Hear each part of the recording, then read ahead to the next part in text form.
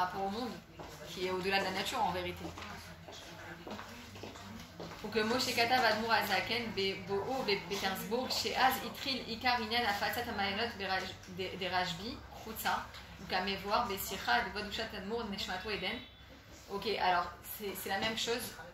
En fait, depuis l'Admur Azaken, quand il a été libéré de prison, c'est là qu'a démarré véritablement la Afatzat Amayanot. Ça veut dire, vous vous rappelez, on a dit, un jour il y a l'âme du Baal Shem Tov qui est monté dans les mondes divins. Il a vu l'âme du Mashiach, il lui a dit, quand est-ce que tu viendras? Il lui a répondu quand tes sources se répondront à l'extérieur. Se répondront à l'extérieur. Ça veut dire quand les sources de la Chassidoute se dévoileront de partout. À l'extérieur, ça veut dire non seulement dans le peuple juif, mais encore plus à l'extérieur de l'extérieur. Et c'est ce qui se passe aujourd'hui avec les coachings, les machins, la pensée, le mindset, le branding, enfin, tous les inanimes de coach, etc., business, te disent c'est 80% dans la tête, 20% dans la métioute, dans l'action. Mais d'où ça vient tout ça? D'où ça vient? Regarde. Voilà, donc en fait, il faut comprendre que Rabbi Shimon Bar Yochai, il a dévoilé, il a ouvert la porte finalement à cette Torah-là. La Torah à Chassidut, elle est Keshe Afutuman et Techachutza, Itima, Da Malka Meshecha, Vekere, Bekaron Mamash. Amen. Voilà, non. Imkol Abiurim va Esberim, Al Legiluim va Chidushim va Ikarim, Umaor Torah à Chassidut. C'est-à-dire qu'en fait, Rabbi Shimon Bar Yochai, il a commencé à ouvrir cette porte de la Torah Chassidut. Ça veut dire quoi la Torah Chassidut? C'est l'intériorité de la Torah. Il y a tout, avant Rabbi Shimon Bar Yochai, c'était que la Torah dévoilée. La Halacha, la Mishnah, la Gemara. Ok, c'était tout ce qui était dévoilé. C'était les inanimes de vol, de préjudice, de justice, etc. Après Shimon Bar Yochai, il a dévoilé tout le sujet de l'âme. Il a dévoilé tout le sujet de l'âme, c'est-à-dire tous les sujets qu'on ne voit pas. D'accord? On ne doit pas. Hein? C'était en quelle année? Rabbi Shimon Bar Yochai. Oula, tu m'en demandes trop, toi. T'es hyper. Comment on dit Ouais. Historique. Non, t'as raison. On est comme ça, quoi. Qu'il a ouvert cette porte-là. Ouais. Et ben voilà, l'Admor HaZaken nous dit, c'est surtout une fois qu'il a été libéré de prison, l'Admor HaZaken. Pourquoi? Parce qu'il y a le Baal Shem Tov, oui. Il y a le Maguid de Mezrich, et après il y a l'Admor HaZaken. Le Baal Shem Tov, c'est le père de toutes les Chassidouillotes qui existent sur Terre. D'accord? Ça fait 300 ans à peu près.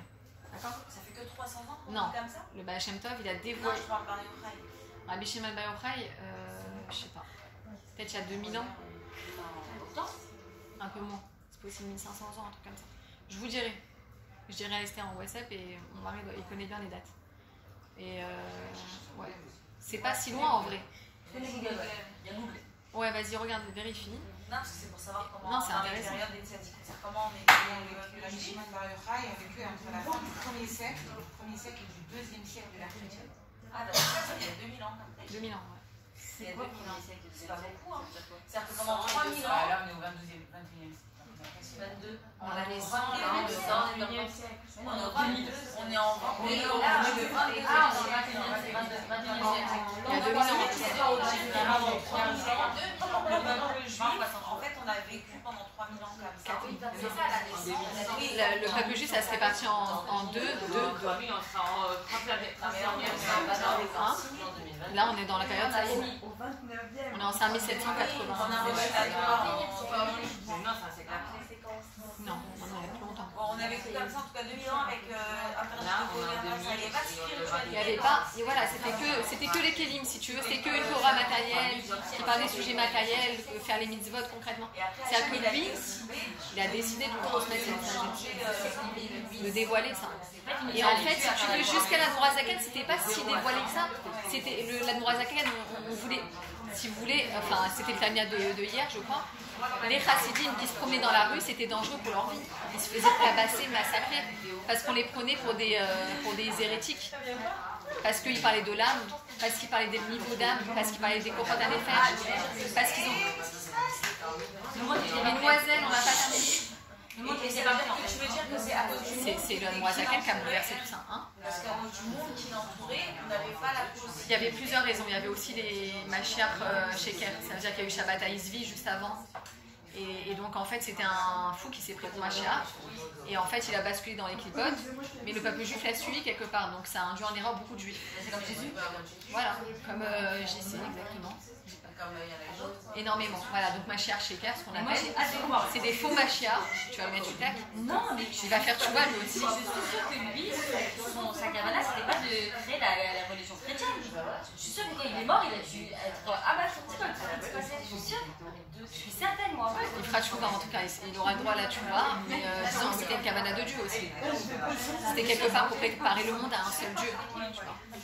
Mais ça a induit en erreur beaucoup de gens. La preuve, ça les a pas empêchés de faire des massacres, les chrétiens, les croisades, c'est l'histoire.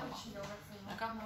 Donc en fait, si vous voulez, avant, si tu veux, il y avait une grosse guerre entre le monde des Mitnagdim et des Chassidim. D'accord. Les Mitnagdim, ils tabassaient les Chassidim, c'était des massacres, enfin, ils pouvaient les tuer, quoi. Il y en a qui ont perdu la vie. Mais, et d'ailleurs, la Nourazaken, il a été enfermée, tous les rébellions, ils ont été enfermés. Pourquoi? Parce qu'en fait, il y a des Mitnagdim qui faisaient tout pour leur porter préjudice et pour les... Exactement. Pourquoi? Parce qu'avant cette Torah-là... Hein, non, ils ne sont pas kofrim. C'est ce que je disais avec ça. C'est que, en fait, cette période de dévoilement de la chassidoute, où il y a tous les sujets de l'âme, tous les secrets qu'on dévoile finalement au petit peuple, avant c'était que Anshek Neset Agdola. C'était que les sages qui avaient droit à ça. Les élites. Hein? C'était juste après le deuxième temps. C'est pour ça oui. qu'il y a eu le deuxième temps. Il y a eu des Mashiach, il y a eu Shabbat Tzvi, il y a eu les Mashiach Sheker. Ça veut dire qu'en fait, il y a eu beaucoup de gens, de sages qui ont mal tourné et qui ont trompé le peuple juif.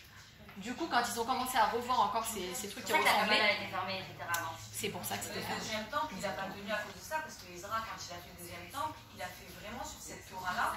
C'est impossible de tenir le coup. Ouais. Tu ne peux pas tenir le coup sur une Torah de rigueur comme ça.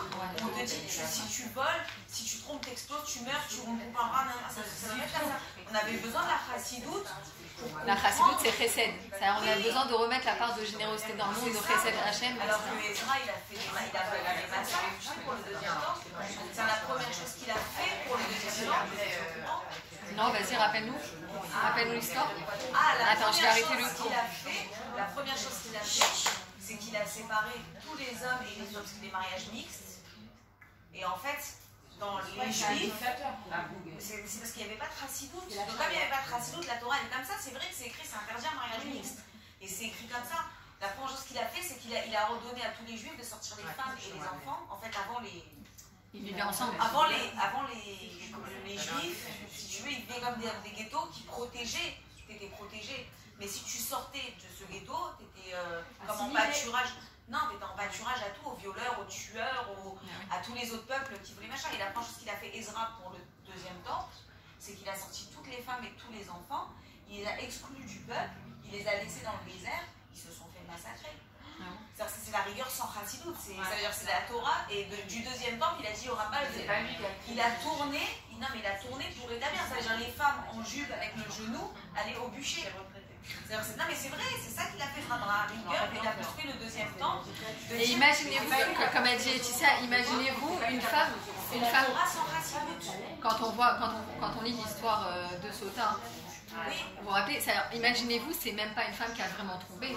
C'est une femme qui aurait été suspectée par son mari parce qu'il est jaloux et qu'il l'aime. C'est suspicion. Ça veut dire, imaginez tout ce qu'elle doit subir. C'est une honte, hein. Vous vous rendez compte? C'est-à-dire qu'on disait si elle avait des moches cheveux, on lui laissait les cheveux couverts. Si elle avait des cheveux moches, on la découvrait. On lui dénudait ses cheveux. Si elle avait des beaux cheveux, on lui laissait couverts. Et après, on lui faisait toute cette honte de boire le Shem Hachem, l'eau avec le nom de Kevavke. Alors voilà, si c'était vrai, elle mourait. Et si c'était pas vrai, alors elle avait toutes les bénédictions. Franchement, si c'était pas vrai, c'est le mari qui doit exploser. Non, voilà. Non, ils avaient toutes les bénédictions. Là, il a des suspicions pour rien. Mais pourquoi il a des suspicions pour rien? Mais la Torah veut nous enseigner quelque chose. Tu comprends ce que je veux dire? C'est lui qui est tragique. Ah, parce qu'il est fou. Ça veut dire qu'une femme, elle doit pas provoquer. Ça veut dire qu'une femme, elle doit pas provoquer des situations où elle s'est suspectée. Mais il y a des situations qui ne sont pas créées par la femme. Ah oui, non, ça tu parles des mabous. Bezrat Hachem, que du mérite de cette étude, on puisse recevoir Mashiach Teref Me'el Mamash, on vive que du bonheur, que des joies et que du mérite de Rabbi Shimon Bar Yochai, que chacun dans le peuple juif il ait ses géoulottes personnelles, Mamash, et que ça puisse engendrer la Géoula Amitié d'Hachlema. Ah ouais, non, le troisième étamidage par contre il est éternel, oui, il ne sera pas destructible. Hein. Parce que c'est pour ça que je te demandais les années, parce qu'en fait c'est pour ça que ça m'a tilté, que le deuxième temps c'était en 70. Et qu'en 70, il n'y avait pas la chassidoute, et c'est pour ça que ça n'a pas tenu. C'est pour ça que je demandais depuis quand. Non, par contre, le troisième étamidage, là, il sera éternel et personne ne pourra le détruire et ça sera. Pourquoi c'est pas le rabbi qui nous montre comment y aller? Mais ça va être lui. Tu m'as dit c'est Moshe. Ah non, tu vas pas. Moshe avancer chez le Bador. sujet que le rabbi a Ok, toujours- Non, mais l'âme de Moshe, attention. Ok. Moshe, c'est qui Moshe Rabbeinu? D'accord. Moshe, c'est le rabbi. C'est l'âme de Moshe qui se réincarne. C'est pas moi qui le dis, c'est le Harizam. L'âme de Moshe, elle sera inclue de génération en génération pour rester notre Ok, bah rabbi. alors, si Moshe il va venir C'est le pour Melech nous HaMashiach. montrer comment aller au Beth Amikdash, donc c'est pas Moshe, c'est pas l'âme de Moshe le Mashiach.